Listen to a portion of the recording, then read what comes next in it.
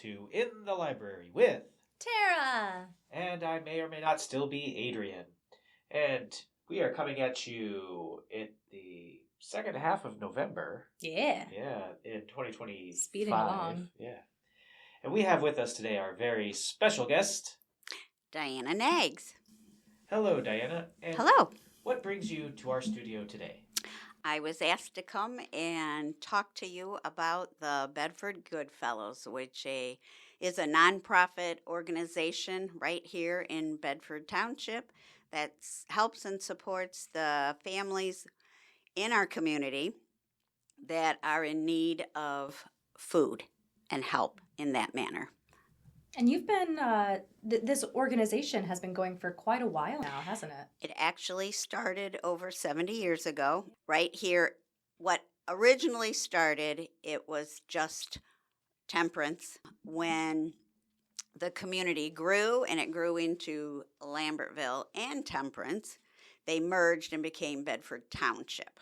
But they have been providing food baskets for, originally just at the beginning, it was Christmas. Then the need continued to rise, so then they added Easter and Thanksgiving, and then they added toys for Christmas time for the children in the families.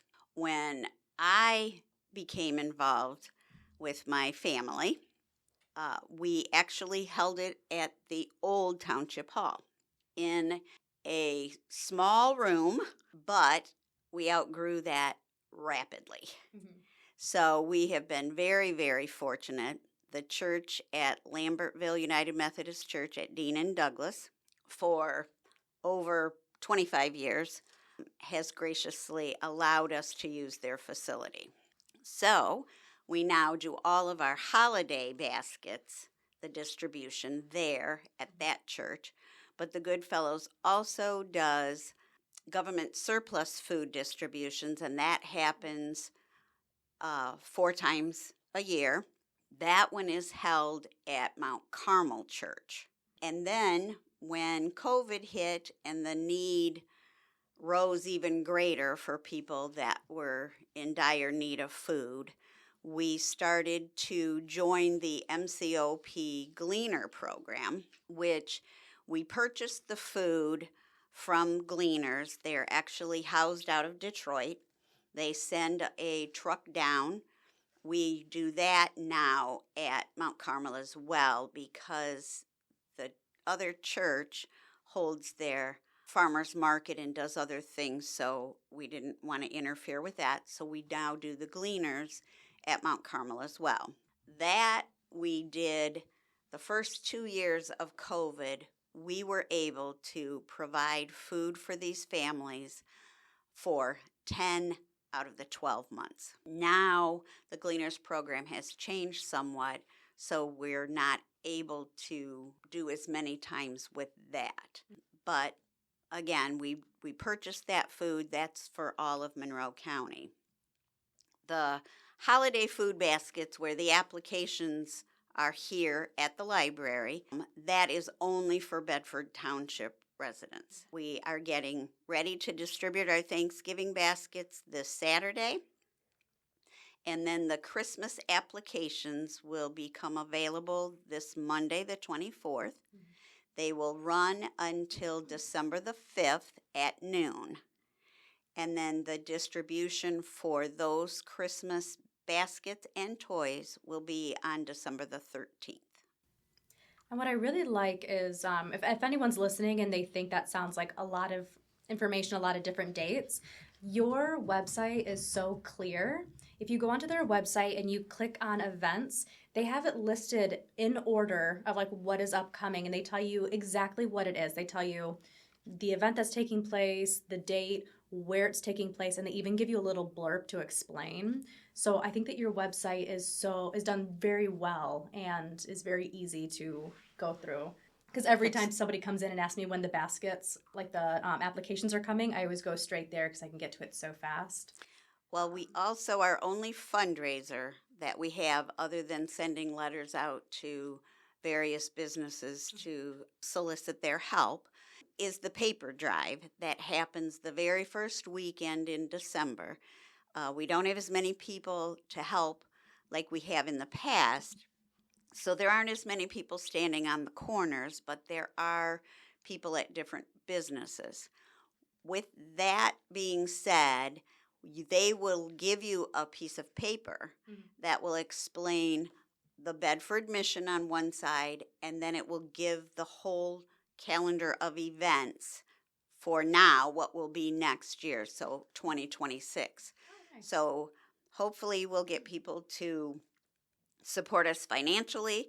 You'll get a calendar of events which you can look at. We're always looking for volunteers to help us sort the food, pack the food, distribute the food. So we also are very fortunate that Leonard Farms in Temperance, probably over 20 years ago, I would say, they have now allowed us, our organization, to go to their farm, and we pack potatoes for each of the families. And they donate these potatoes for us. After doing it for, I don't know, maybe 5 or 8 years or whatever, Leonard's Farm has decided to actually designate a specific area of their farm fields for donations to various organizations, which I think is wonderful for them to do that. So how did you originally get involved in the Goodfellows? What drew you to this? Myself, my in-laws lived in Temperance. My husband is from Temperance, and he actually started helping his parents. Okay. And then he went into the military and moved out of the area. And then when we married, we came back to the Toledo area, hoping to eventually get up into Temperance, Lambertville, Bedford area. Make a longer story short, we found land, we built, and then my husband got involved again with the Goodfellows with his parents, and then once he did, we the whole rest of the family, myself and our children, all got involved and have been involved ever since. So my husband has done it for a long time, 60 years. Oh, wow. Because your husband is the president, correct? He is. And then... I don't hold a position. Okay. I don't hold a position Just a part because of of, so I am just a member, which we encourage anybody to become a member. It's only $5 a year, but you do have to live in Bedford, which is why we could participate, but we couldn't vote on things or anything like that when we lived in Toledo. Okay. Voting members do need to be in Bedford. How does someone go about applying or joining the Goodfellows? We do hold meetings. They're not every month, usually toward the end of the year because we have Thanksgiving and Christmas so close to each other. We have more meetings then than we do throughout the whole year. We generally list the meeting dates on the website as well, and then we usually have that information in the Bedford Press, as well as Bedford Press will also tell when the applications are coming out, when the food distribution is happening too. So people that would have that can find that out, and all they have to do is come to a meeting, and then they can join then or just sit and observe and see what we're about and ask questions. And so I know on the website at the bottom there should be a spot where people can send you a message if they want to get involved. Can they send a message that way? Absolutely. Awesome. Yes. Can we say the website, the full name? www.bedfordgoodfellows.org. Awesome. Yeah, because there are other Goodfellow organizations. I realized really early on, make sure it says Bedford and you'll get to the right one. We also have a Gmail, which is bedfordgoodfellows@gmail.com. And that's also an easy way for people to reach us for comments, questions, or things of that sort. If someone wanted to donate money, would that be the best route to send you a If they message? wanted to donate money, we do have a post office box number, which is 377 in Lambertville. Perfect. And you would just make a check out to Bedford Goodfellows. And we encourage this, our budget is tight, especially we have over 200 families this time for Thanksgiving, which is one of our largest years of needing help. But a lot has happened in our world right now, and economy and needs. So, and that's why it's great that there is this opportunity for people, and that there is options in our community, people who want to help each other. So this there is a need for this, and it's wonderful that you help provide this. well, and for families that maybe are unsure about financial or monetary donations, all of the money does stay right here within Bedford. However, if they would prefer to donate non-perishable food items, there are several boxes throughout the community that are marked, and the BBA is providing right now the food boxes and toy boxes for Goodfellows. So those will be collected and given for the Christmas food distribution. Yep, we have a box for both here at the library right by the front desk. And correct me if I'm wrong, I believe it's going till November 30th. I believe that's what the sign on the box said. And I'm sorry, I don't remember what they had put on there, so. I'm like 99% sure. It says November 30th. So come on out to the Bedford Library. We got 2 boxes, and one for non-perishables, one for toys, and it's helping people that are around us every day, which is great. Okay, a question I have to ask. Yes. Do you sing for He's a Jolly Good Fellow at every meeting? I do not. That'd be a great opener, though. But it could be, absolutely. Or maybe a good closer. Make everyone happy before you send them on their way.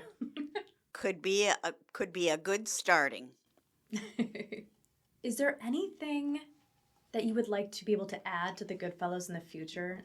And it's totally okay if the answer is no, but like, is there like a program or some vision you have that like you would like to create another fundraiser or another event? Well, our elementary schools have provided food. They kind of do food wars at their schools, and that food all goes to the Goodfellows. The high school used to do it, but with changes of National Honor Society advisors and things like that, that kind of went to the wayside a bit. I'd really like to see a food drive that happens like at Easter time, because nobody really thinks about the need throughout the whole year. Mm-hmm. They just really think about Christmas time. Yep. So it would be nice for that to happen if that could ever happen. Mm-hmm. And we would really, really, really encourage younger people to get involved. We have had a lot of high school students that have come and gotten National Honor Society service hours and things like that. And it's been a real eye-opener for a lot of people that don't really see the need or know the need, and to see what we do and how we do it. I think we're pretty organized. In the past, before COVID, people used to come in to the church, and then we would go out with them with their food. Once COVID hit, it's strictly all drive-through. Everybody stays in their car. Everything is put into their vehicles for them, which I think has made it a lot easier, because some of our people are elderly or need walkers or things like that as well. But most of the volunteers that we currently have are 75 and older, and it's not as easy for us to lift those boxes and do those kinds of things. So our dream would be to get a lot more young people involved that could help. And most of our things happen on the weekends, so it's not during the week or during school time, or the only one that is when we do the government surplus food, and that's in the mornings on a Thursday. Lots of people aren't available then, but ideally it would be wonderful to have some younger volunteers. Well, then the question is, how young can someone be to be a Goodfellow? Because we could get I this believe rolling. they have to be 18 just to be a voting member. But we actually have a robotics team from the elementary schools that are helping us pack potatoes on Friday. and have helped us in the past, and they come and they also help put the food in the boxes and whatever. And you don't have to be a member to volunteer. Anybody in the community can volunteer, but I do believe it's 18 to actually be a voting member. That would be a great way to get National Honor Society points, though.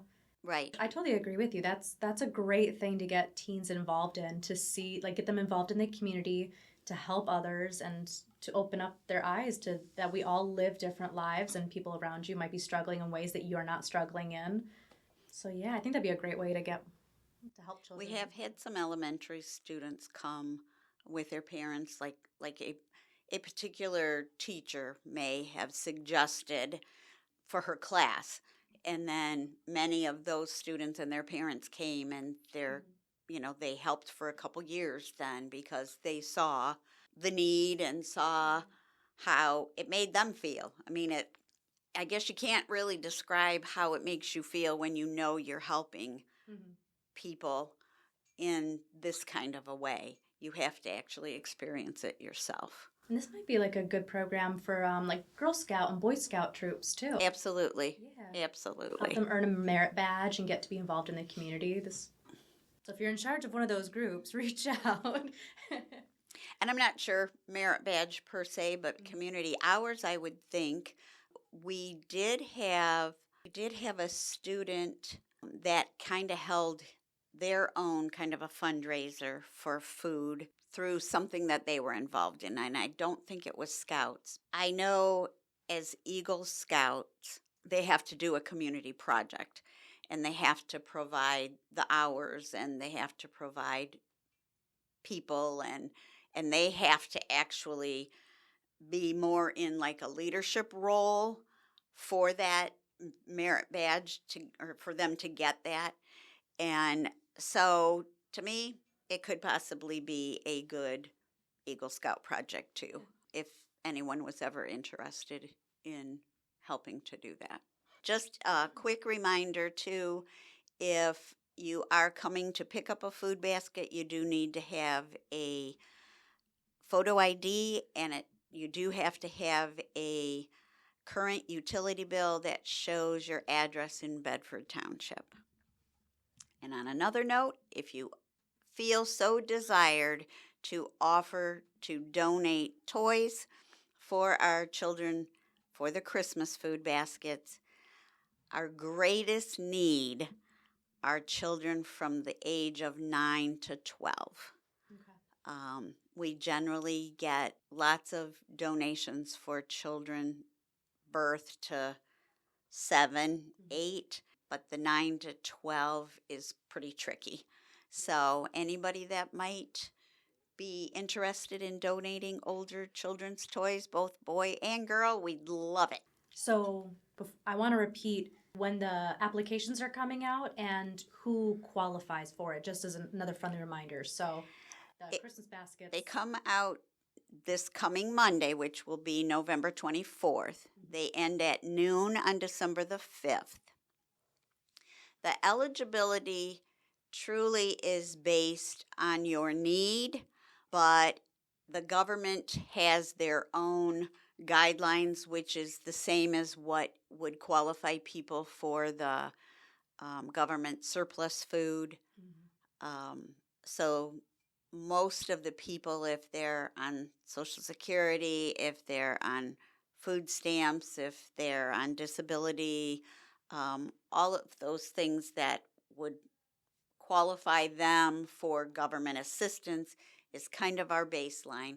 However, there are different circumstances that we look at as well, because some people might have been financially substantial and now just lost their job, or some medical situation might have happened, or things like that. So generally we don't turn people away unless they're not in our district, or the one thing, unfortunately, if they fail to pick up their baskets that they had applied for, we have to kind of draw the line, which we didn't used to, but it became overwhelming with the number of people that wouldn't come and pick up. Yeah. That food we purchased for those people, and if they weren't going to be there, we could have distributed among the rest of the families.